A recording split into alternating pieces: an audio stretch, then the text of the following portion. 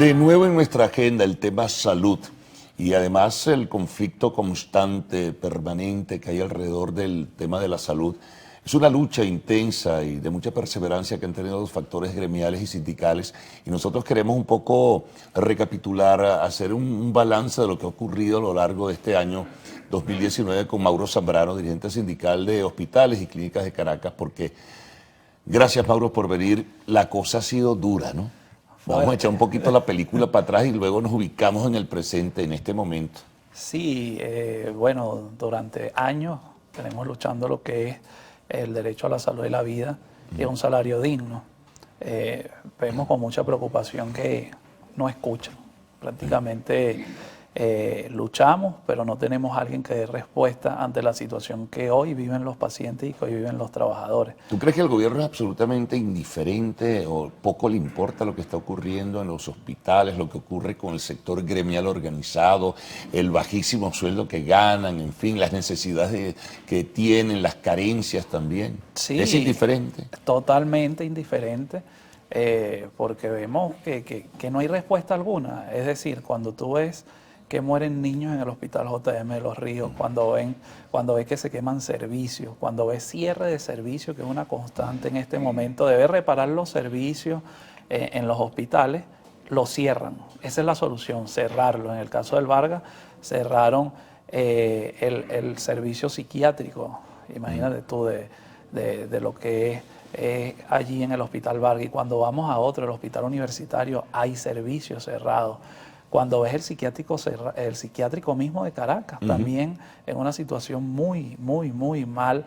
Y así los distintos hospitales del país, podemos hablar de que hay un 80% de déficit de insumos y que hoy en día quien sufre... Grave, ¿no? 80%. Sí. Se dice fácil, pero es gravísimo, porque son muertes, eso ocasiona muerte.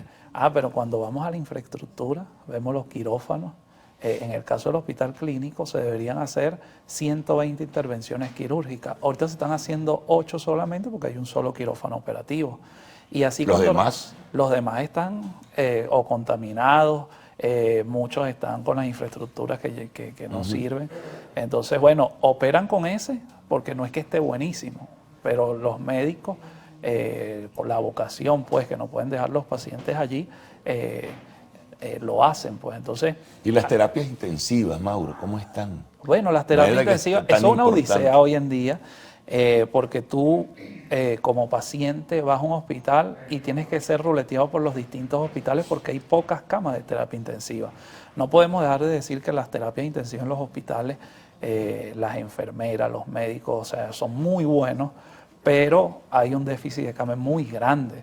Entonces, por eso vemos pacientes que cuando aquí alguien necesita una cama de terapia intensiva, muchos mueren siendo ruleteados porque van al Vargas, van al Clínico, van al Magallanes y así a los distintos centros para encontrar un espacio. Igual con las parturientas hoy en día, una situación... Sí, te iba a preguntar precisamente la maternidad Concepción Palacio. Muy grave la situación, incluso las camas neonatales, que en el programa pasado hablamos de eso.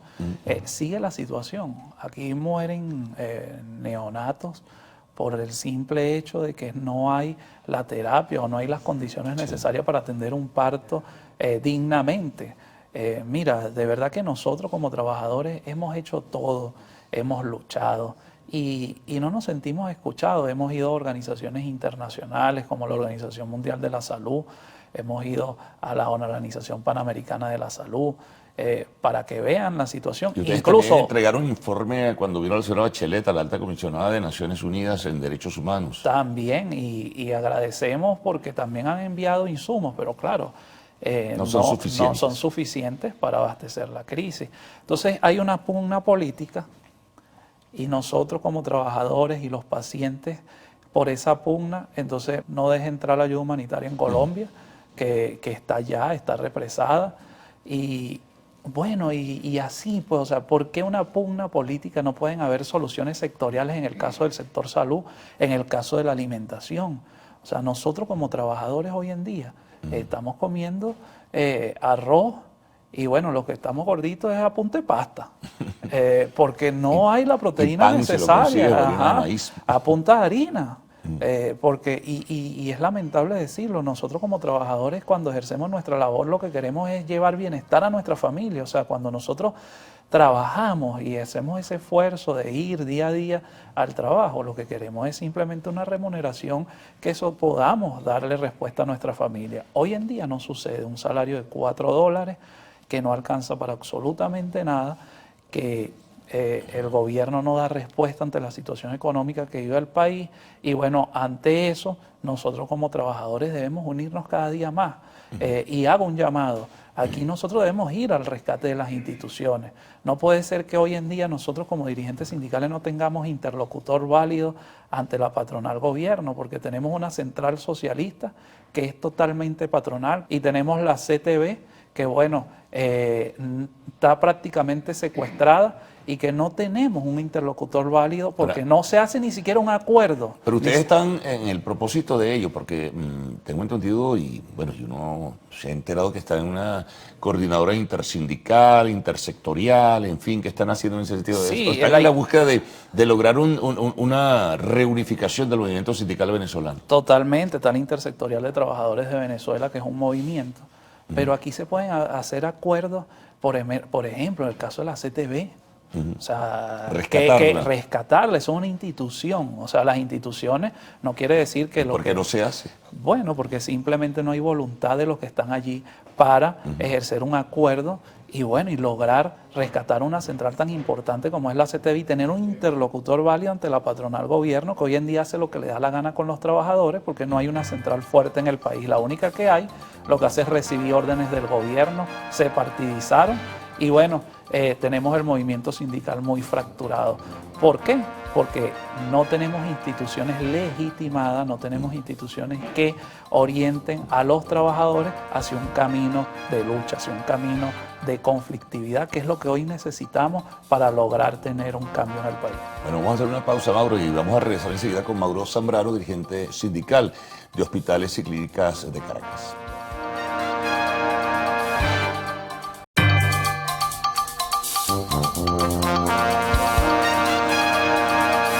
Continuamos conversando con Mauro Zambrano, dirigente sindical de Hospitales y Clínicas en Caracas. Te iba a preguntar, retornando al tema salud, las clínicas están en una situación también muy difícil porque la información que uno recibe es que situación no tan similar, pero en ocasiones parecida a lo que pasa en los hospitales públicos, también se está registrando en las clínicas. Sí, en terapias intensivas, en carencia de insumos. Hacen un esfuerzo, evidentemente, porque, bueno, reciben o tienen ingresos, pero la situación también es difícil allí. Sí, muy difícil. Además que muy poca gente tiene acceso ahorita a una clínica. Muy baja población. Eso es cierto.